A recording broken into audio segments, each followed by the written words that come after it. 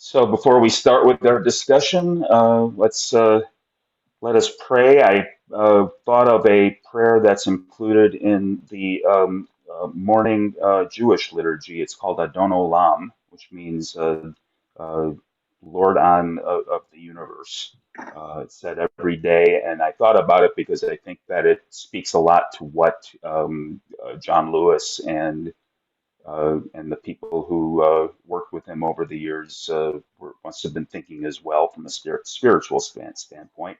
So let us pray. Lord of the universe, who reigned before any creature was created, at the time when all was made by their will, that their name proclaimed highness, and after all things shall cease to be, the awesome one will reign alone.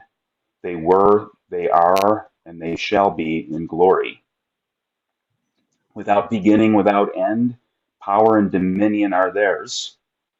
They are my God and my everlasting Redeemer, the rock of my destiny in times of distress. They are my flag and my refuge.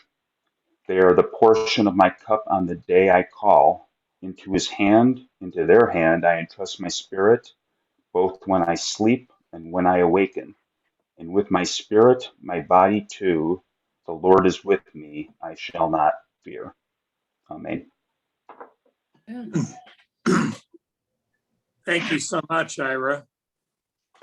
Is everyone hearing me okay? Yes. Good.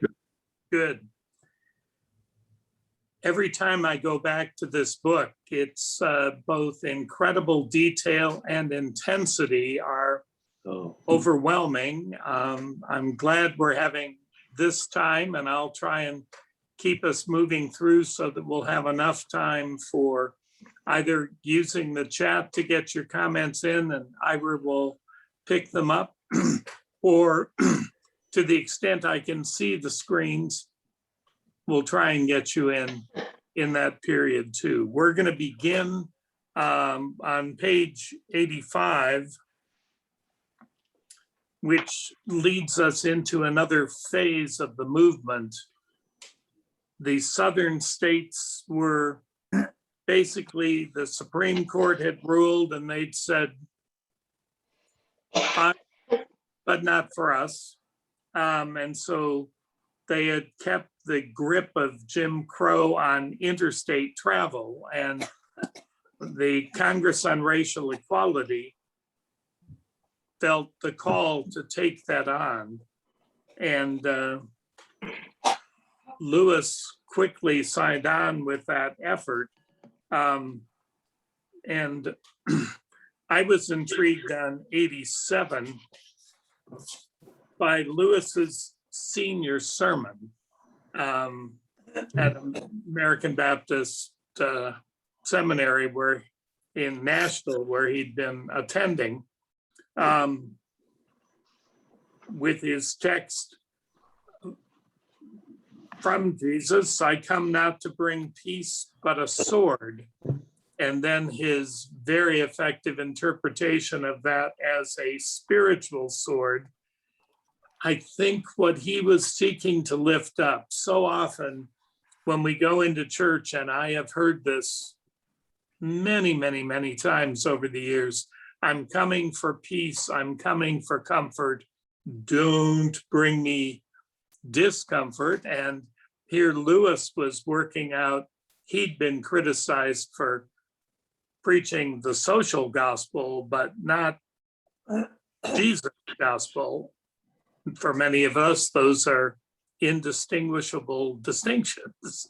But he lived that out in his sermon.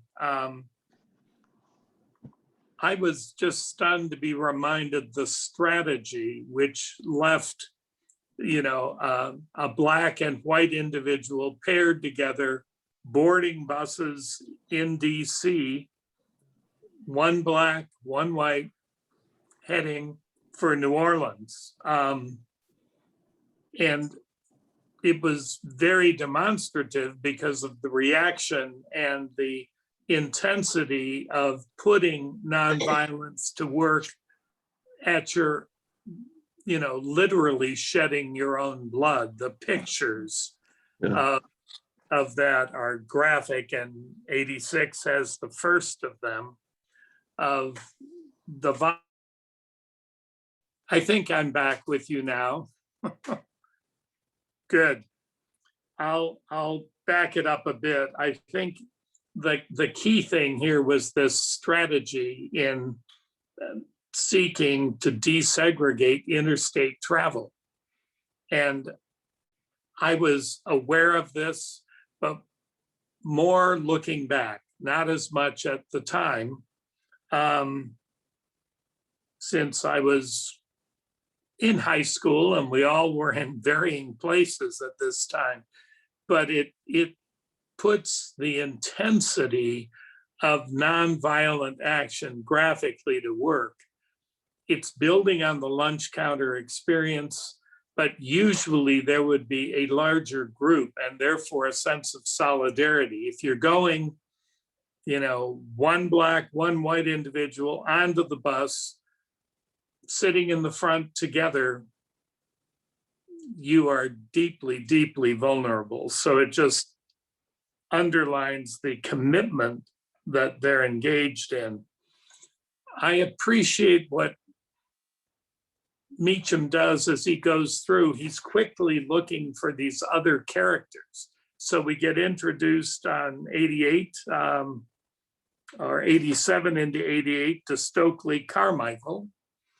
And there will be dialogue and a lot of interactions later, but he was charming and eloquent. And I think the reason Meacham underlines that is that Lewis would never claim for himself charming.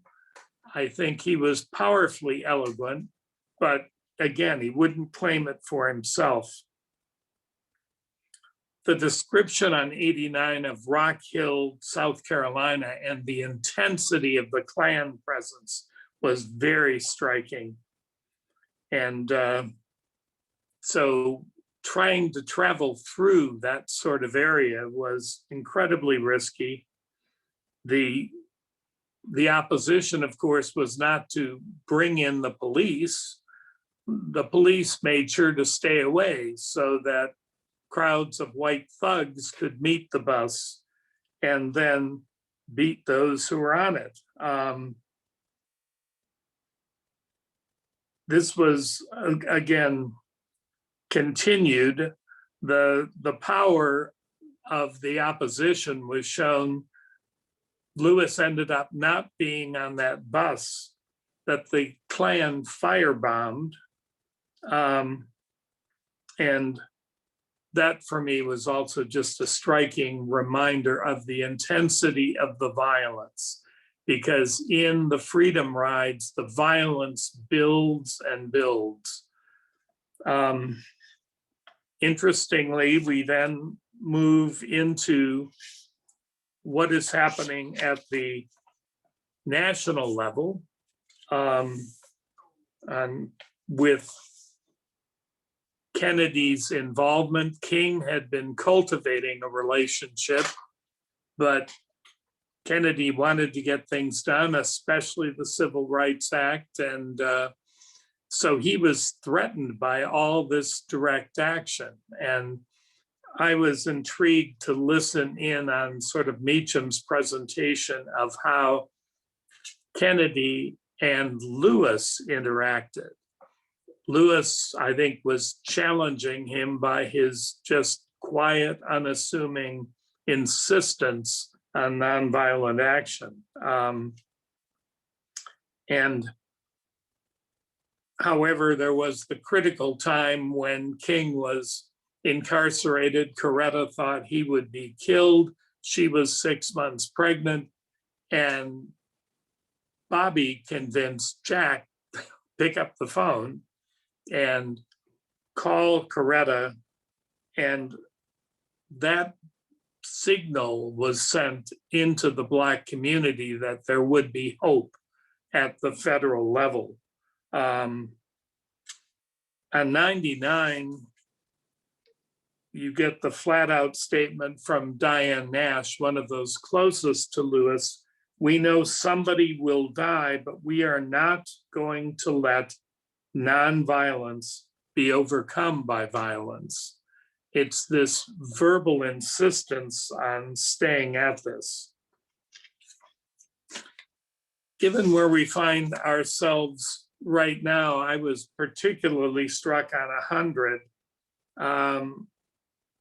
The effort of Bull Connor, Strom Thurmond, many other white politicians claiming states' rights. I think we'll come to it later, but there was a sense that we will do in our state what we will do. And if you look at current legislation in a number of southern states around voting rights, this so clearly echoes so many years later, this essential issue. And to back up states' rights, they were saying, well, you know, Blacks want to have Black supremacy. This isn't about equality. And by turning it in that way, they felt they could continue in this violent venue. I was struck on 105, just to keep us moving, of when Connor put them all in a car, he decided he didn't want to have to do anything with them anymore. And there was the intimation that they were going to be driven back to Nashville. He gets to the state line, he dumps them out of the car. And in that place at the middle of the night, if it hadn't been for that incredible hospitality of a Black couple to them, that could have been the end of the line. But they weren't about to give up. And so then go back to Birmingham and then on to Montgomery. Lewis observes on 107, Meacham observes through Lewis, his comments on 107, that the events were becoming very bloody and there were very nasty mobs. I think for those of us in the North, we were probably just beginning to glimpse this, but the reality to be in the midst of it had to be amazingly different, especially if one was Black.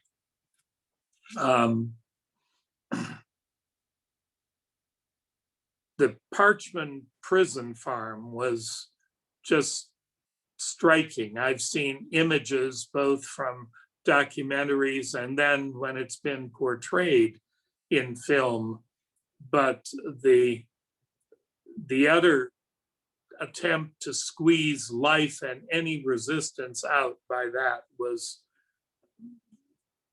very impressive upon me.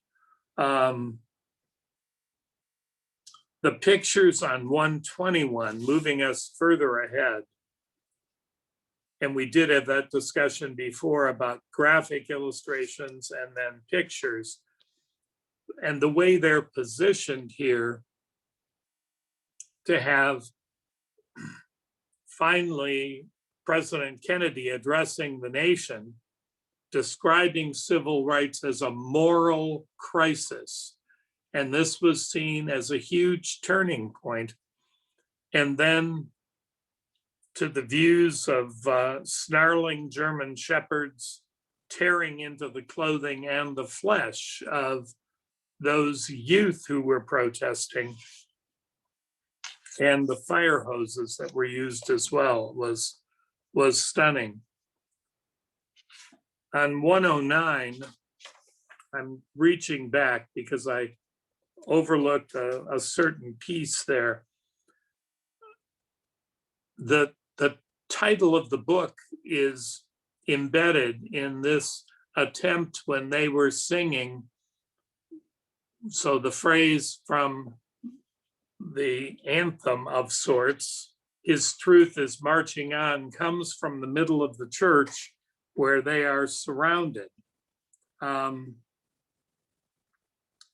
I also missed a couple other things, sorry. On 111, the point of everything Lewis was doing was not to conform or give in or be reasonable. And this is where the dialogue breaks down with the entitled national figures and where Bobby Kennedy's conversion begins to happen too. An excellent quotation on 123 from King: "We will meet the capacity to inflict suffering with the capacity to endure suffering." And there's also the introduction of the character of, well, George Wallace, who earlier in life was a bit of a centrist and becomes a huge symbolic figure of opposition and very physical figure of opposition. Out of all of this activity, it's finally we get Lewis being elected chair of SNCC and his affirmation that he feels the spirit of history is at work. But right in there, as that is happening, Medgar Evers is assassinated. And then I was intrigued, and so this will bring us to a place to stop. Lewis, for us, has been a figure of the movement. There's been very little mention of who he is outside the movement. And there were some intriguing discussions, Lewis never drove. He was, so using mass transit becomes a very fitting witness for him. No discussion of women in his life or girlfriends in the traditional phrase, but he admitted this deep pleasure in music. When they describe his apartment, no sofa, just some spare chairs from, Salvation Army, and a mattress or two because everybody'd be coming through. So you just pull out a mattress, or if somebody else is already on a mattress, they sleep on the floor. For any of us quite conditioned to our comfort, that also struck me. I want to pause earlier on here. There's a lot else I'd like us to get to, but to see if there are comments thus far. The intensity of the Freedom Ride struck me, the incredible depth of the commitment. I certainly have been in protests and been ready to be arrested, but not where my life was in jeopardy. So I have only a teeniest glimpse here of what people were carefully, and we emphasized that last week. It didn't just happen. There was very careful preparation and training, guidelines, rehearsals. This was a huge commitment of life. And then any of your reactions to just the glimpses Meacham gives us of Lewis's life beyond the movement. Fundamentally, there wasn't much. The movement was his life, but there are a few notes there. I'm gonna pause us at about page 131 so we can look back and see if there are any comments you'd like to make or questions that you have. I have one. Jeff? Sure. Hi. Yes. Good morning, everybody. I was really struck by that comment about that you quoted from Dr. King about we are in this to inflict suffering and endure suffering. And I know that King really, became obviously under the influence of Gandhi and others, real advocate for nonviolent intervention. So what is this inflict suffering and endure suffering? I know it was taken sort of out of context, but can you kind of expand on that a little bit about the place of that in the wider movement? And I think part of the problem was either I misspoke or was misunderstood. I'm looking back at my notes. We will meet the capacity to inflict suffering, meaning what their opponents are inflicting on them, with the capacity to endure suffering. Got it. Okay. I misunderstood. Yeah. Okay. Well, no. Thank you for clarifying, because it sounded a little bit like, maybe it was an early thinking and it kind of evolved or something. Okay. Thank you. I don't want to get caught on that. Okay. That's a crucial clarification, because as we continue here, there's going to be huge challenge on how long do we take nonviolence. And that becomes crucial as we move into the next area here. So I heard King saying we will just step into it. Yes, go.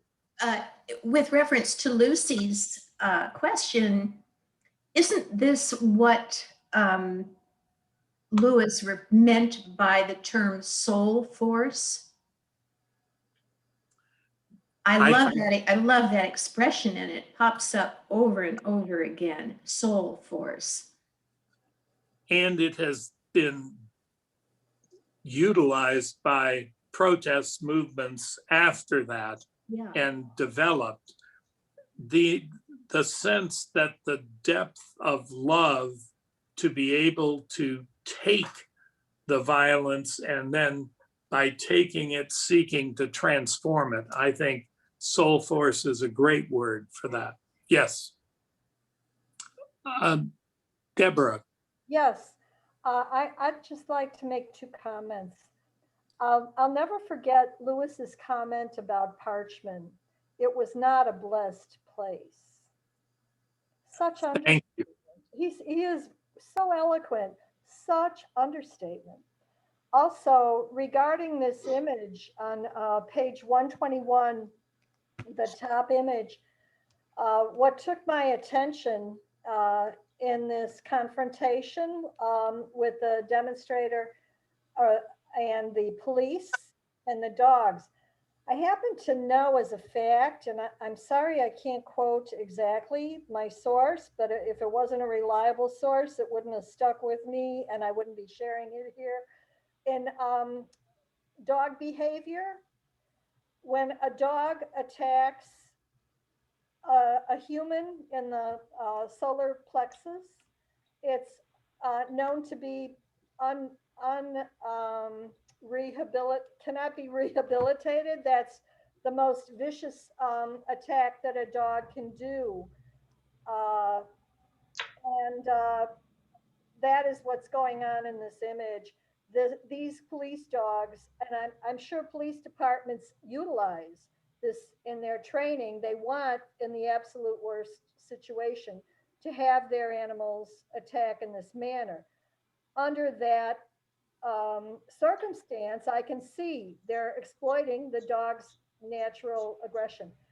But in this circumstance, to order this level of attack on an individual, because it had to be ordered, the dog was trained to. Right. Unbelievable. The level of violence, which I knew from text before seeing this image, was unbelievable against these people, long-suffering and idealistic people. But to see the image was so startling to me. I think Laureen had a comment or a question.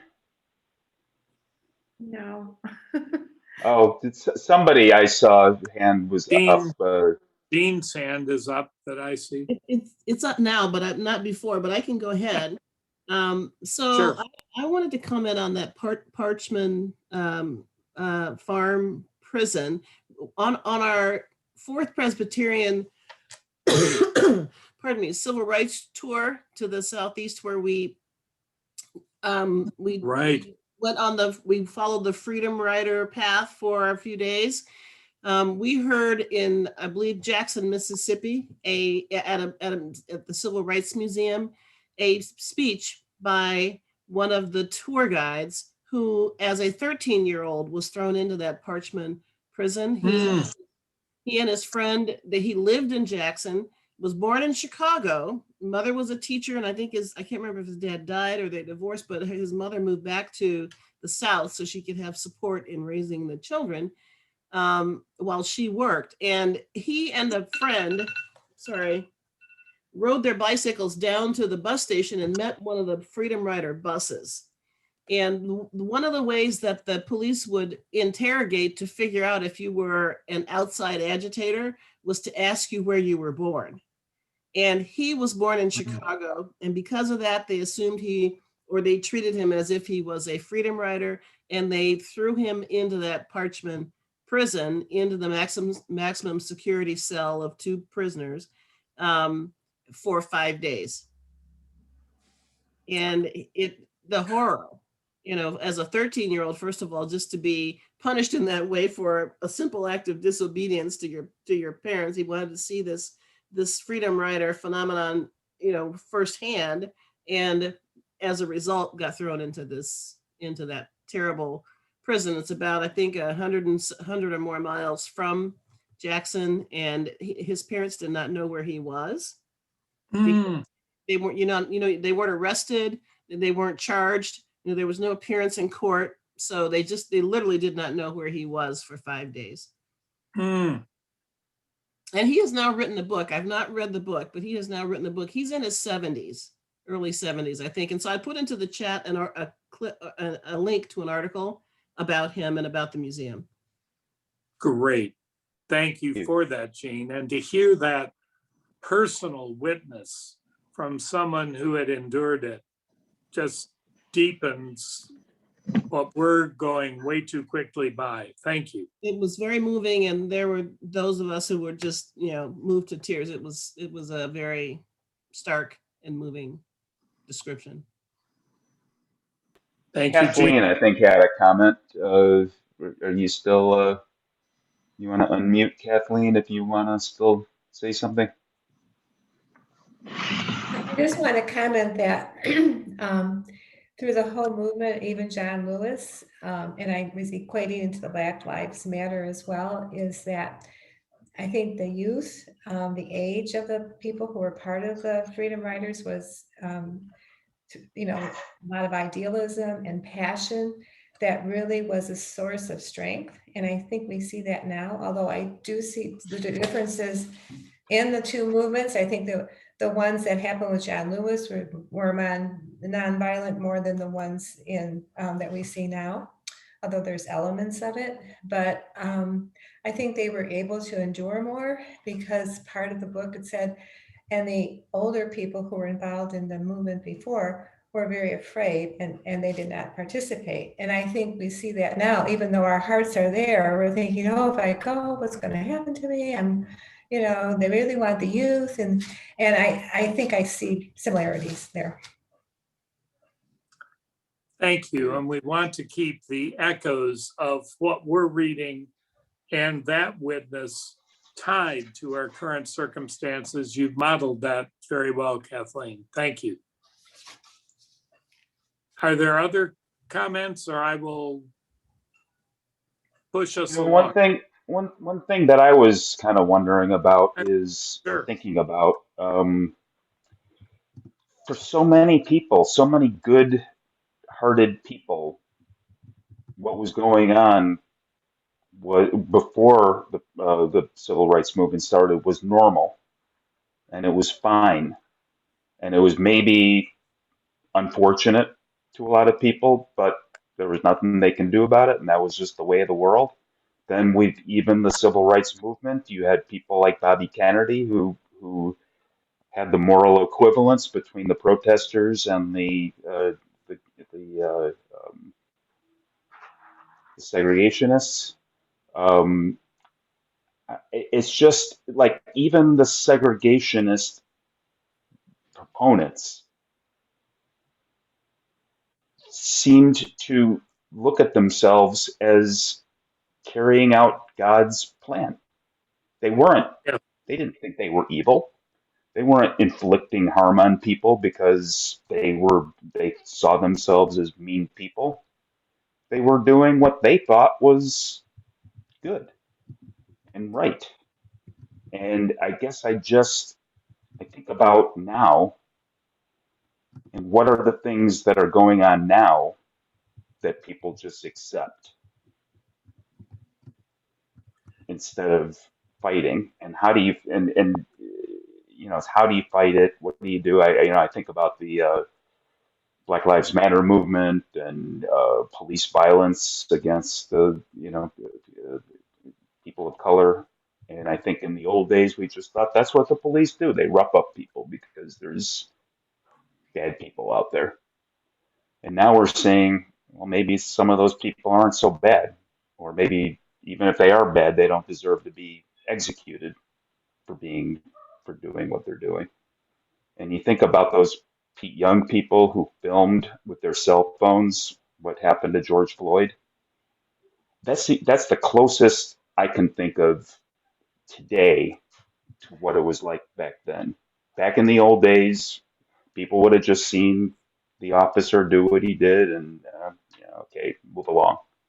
Now they stood there, they filmed it, they confronted the officer. I think they could have been, their lives could have been threatened. Whether, I don't know about Certainly. their Yeah. lives, but they could have been thrown in jail for, disorderly conduct and interfering with a police officer and this and that. And instead, they filmed what Michael Moore, a day before the Oscars, called the most important film of the year. Yes. And I think that furthers our efforts to see the echoes and the connections. Before I move on, I'll just mention that one of the questions you raised within your response, Ira, is how do we respond? And we're learning a lot more now that we need the training and the preparation, just as Lewis and our other forebearers were getting that. Community Renewal Society, which I mentioned quickly last week, emailed me this week, along with thousands of others, about upcoming training opportunities that are seeking to put nonviolent opposition to work. So I can try and track that down and forward it to any who are interested. If you would contact me, by email after the class, because I think Alan and Charlotte, you may have been the ones to raise the question of training and how do we. Correct. Yeah, Highlander School and other, settlement houses, all right. those old-fashioned style trainings. Yep. And that is going on in our city under the leadership of Community Renewal Society, which began as sort of the urban outreach arm of our close siblings, the United Church of Christ, and now has expanded, but it's a crucial agency for doing preparation, heightening awareness of dramatic needs of racial justice. So I will be glad to get those back to you. It would have been even better to just get them out to you, but it's we had a very sad death in the congregation that I raced to right after class last week, Judy Braskamp, and I was focused there and not on getting this to you, but I just wanted to make that comment. Ira, do you see others? Anyone else? Kay? I was wondering if Yeah. you could send us these links in an email that people have posted, because right now we don't have time to go to them. Oh, Yeah, we can do yeah, that. well, I'm glad, yeah. Ira, since you're facilitating, let me just copy them over to a Word document. I'll just do that while you're talking, and then we will get those out. Or maybe Michael Mirza is not on right now. Okay, I'll do that, and glad to do that. Thank you for asking. Oh, Lucy, Thank thank you. Charlotte? I just, reading this made me remember how often I used to hear the term outside agitators. And I don't know if it just came from this era or not, but there was a Tom Paxton song about the outside agitators, and everything was, oh, they're outside agitators. So I think of that sometimes with the Black Lives Matter protesters, they're calling them that now, outside agitators. If you move, even when we contribute to the Ditch Mitch Fund in Kentucky, I feel, oh, am I an outside agitator? Just harking back to that phrase. That is very helpful, because phrases and images, I think, stay with us in and around the deluge of facts and efforts here in Meacham's book.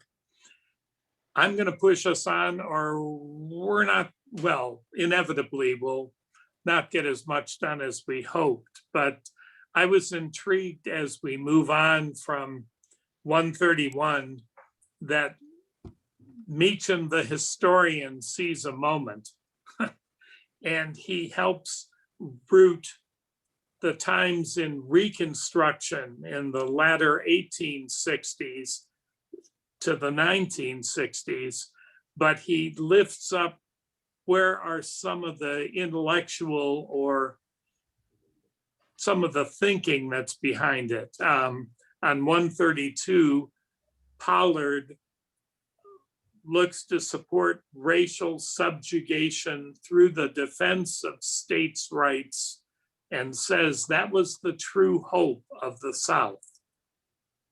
So as we're currently struggling with a new moment of, is this a resurgence of states' rights? And where it appears to be supporting the suppression of voting, the roots are right there. He lifts up also President Andrew Johnson. And I think in the first book we looked at, Soul of America, I was stunned by that presidency, to have a president declare Blacks were incapable of self-government and they lapse into barbarism. And you're hearing this from the presidency. I know there may well have been other echoes that disturb us, but to have this anchored so historically, and then the difficulty when we get to Plessy versus Ferguson in 1896 that enshrined separate but equal, which of course never meant equal, but that was, and a reminder after that from Meacham, the willful suspension of reason in favor of tribal feeling shaped everything and foreclosed reform. So we have a sense here that, and we'll get later, where we have the power of fear to shut down our critical thinking. And I think out of this last year, we likely could all have some confessional moments about where fear took over our response when we weren't sure we were going to be able to live through. So when Brown versus Board of Education in 1954 came in, I think that was really Meacham identifies that as the rise of citizens' councils in the South seeking states' rights.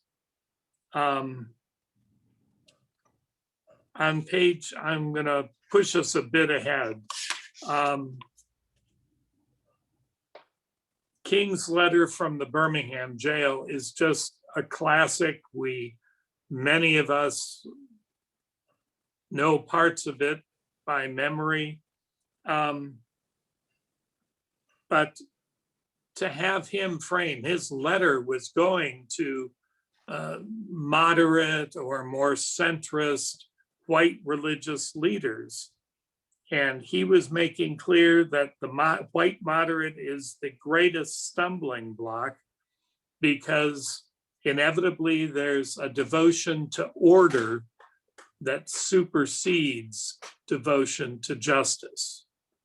In ethical terms, they're always in tension, but that was a crucial piece there.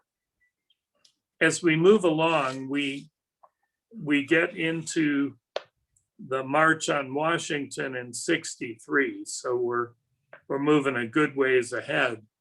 And there the tension was between confrontation versus patience. You get not just President Kennedy, but others saying, whoa, slow up. This isn't the right time. Let's get the legislation done. Don't rock the boat. And Meacham makes this wonderfully graphic, and this is where you're going to want to pick up the link that Ron gives, because you literally will get to experience that speech of 7.5 minutes. But what Meacham does is talk about how Lewis was pressed by, crucial people in the movement to back up, take some of his inflammatory statements down. However, Meacham goes on to show that Lewis's preaching ability, he wasn't just a man of action, he was a trained and powerful preacher, brought the crowd along that day. Yes, too often we have viewed that as Lewis as a bit of a warm-up act for Dr. King. But on 142, I was delighted by Harry Belafonte's comments that John Lewis delivered a kind of Gettysburg address, and he contrasted King on the mountaintop with Lewis speaking simply and directly from the valley, speaking about his burdens, which were the burdens shared by so many. And following that, the images when Lewis gets to go to the White House, and many of us have perhaps had the experience that when we're around famous people, a host wants to get to the famous person. And of course, in this case, that would have been Dr. King. Lewis is shorter, he is darker skinned. He had to have friends say to him, John, don't just go in the back row, we don't see you. You gotta get out front. And when they can pick up even on the body language of President Kennedy, he's uncomfortable, let's not deal with this. It all becomes, I think, very vivid for us. What struck me a little further on, and it's still on 143, the beloved community, which is firmly based in the utter reversals of the Sermon on the Mount, reversal is the rule. And I think it's powerful to see John Lewis as an embodiment of that reversal, leading us toward the beloved community. It was stunning when we get into chapter 5, and I'm going to try and push us there for just a few minutes. The bombing at 16th Street Baptist Church. This is on 149.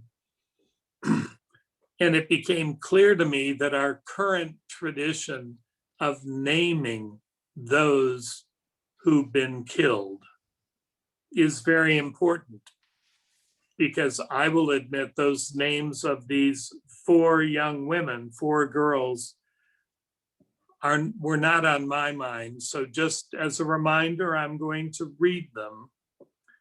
Carol Denise McNair, Carol Robertson, Addie Mae Collins, Cynthia Wesley. And it was that bombing that really raised questions about nonviolence. And that was going to continue, and it certainly was furthered by just a couple months later, the assassination of President Kennedy. And Baldwin said later on, James Baldwin, that JFK broke with the longstanding agreement between the North and the South. You deal with your Negroes as you will, we will do the same, which really strongly underlines states' rights and don't go telling us what to do. I'm painfully hearing a lot of those echoes in our current circumstances, certainly involving voting rights. So that's the reason I'm lifting that up there. I was stunned on 157, and soon we've got to stop so you can get some comments in, that Lewis and SNCC took on voting rights in Mississippi because at that time, only 5% of the Black population was registered to vote. And to have that dramatic figure make clear, this isn't some little work around the edges. This is huge voter suppression.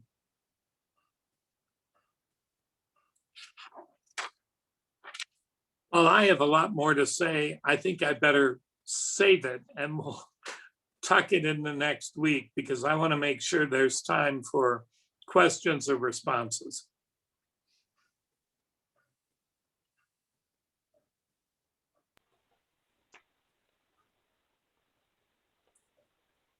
And it's wonderful if we can get those links up, because most of us will then go to them. Ron, is there anything you want to tell us? You were the one who brought up.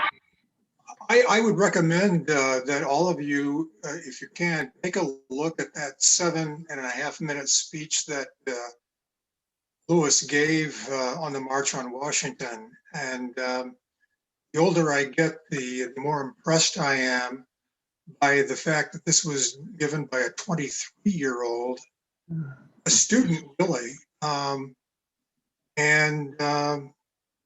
When you consider the historic nature of that rally and its place in history, and the speech that followed by Dr. King, the I Have a Dream speech, you realize this is one of the truly, historic civil rights events in our nation's history. And so to see this young man who had not even led the march on the Edmund Pettus Bridge yet, and his political career that followed, that we've all come to know, it's impressive to see him as a 23-year-old giving this speech. Ron, do you have that? Is that part of the links that are up? I'm sorry. It is. It's a Vimeo link, Lucy. Yeah, if you join, for people who join after somebody posts something in chat, you don't see the previous chat. I think Michael might actually be able to pull the entire chat after the class, and I think he can, but you can just do it again. Just copy and paste that link and put it in chat again. Yeah, There you could you go. do that? And I'll just pop it over. I'm glad to do that. I'm glad also to have Michael do that. You know, Jeff, I was really struck by the Sermon on the Mount kind of image, and then the, you know, John Lewis speech before. And I was thinking about the Sermon on the Plain. A lot of people don't realize that there are two Thank you. sermons that Jesus gives. One is the Sermon on the Mount, which is in Matthew, but it's very interesting that the Sermon on the Plain happens in Luke. And Luke Yep. is sort of like the great leveler. You know, so do you have any, did you think about that? I think it's fascinating. There are really two, the Sermon on the Plain is pretty short, but you know, the Sermon on the Mount is obviously quite long. But anyway, it was Yes. striking me that way. So thank you for that sort of insight that came. A quick follow on that. When it was seen that King was the prophet on the mountain, I did think Sermon on the Mount there. And lo and behold, John Lewis in his speech, we've got the Sermon on the Plain there. So just another evocative parallelism to play with. Thank you, Lucy. Thank you, Ron. Claudia? Yes, I have a very, very powerful personal memory of the bombing in Birmingham of the Baptist church where the little girls were killed. I was in college at the College of Worcester in Worcester, Ohio. And the vast majority of students at Worcester were not from the South, let's put it that way. But one of my very good friends was actually from Birmingham. And these early years of the civil rights movement, as the freedom rides picked up and as more and more violence occurred, were very difficult for her personally. And when the bombing occurred, she was so overcome that she refused to get out of bed for 2 days. She went to bed, she wouldn't eat. Her roommate brought her food. She refused the food. She cried off and on. And she took upon herself, my memory is that she took upon herself the guilt that she felt all of her friends back home, all her fellow Birmingham ought to be carrying in their own souls. And it almost brings me to tears now as I recall it, because I tried to put myself in her place, and I couldn't imagine a sense of personal yet corporate guilt so paralyzing me that I couldn't move, I couldn't eat, I couldn't get out of bed. And it was very difficult for those of us who were her friends to do what she wanted us to do, which was to forgive her. And we kept saying, but Jane, we know where your heart is. You don't need to be forgiven. And I can never disassociate the history of that moment in civil rights movement with the reaction my good friend had to it. Powerful witness, Claudia. Thank you. Good memory. I'm very moved by your words and saddened, and I'm thinking of your friend Jane.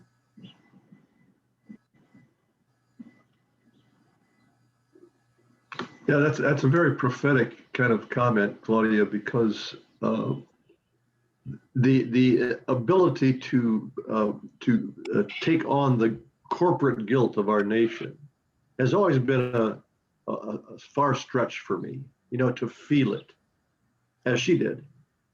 So I envy that.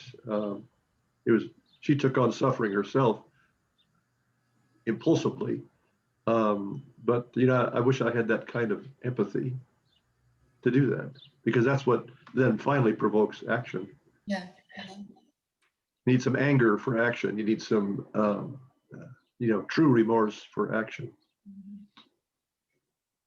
Compassion is the word that's coming to my mind also. Compassion. Compassion. Mhm.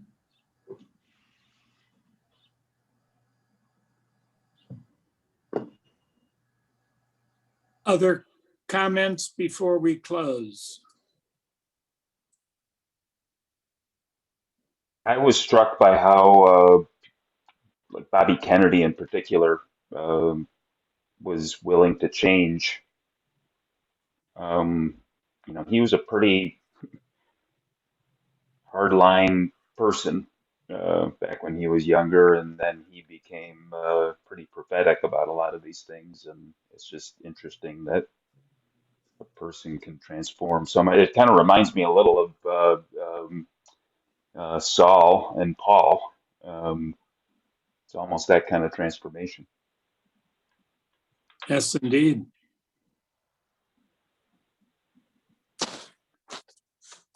And I think about, I did not live through the civil rights movement, so I just, I read about it, but I did obviously live through the movement toward more LGBT rights and uh, marriage equality.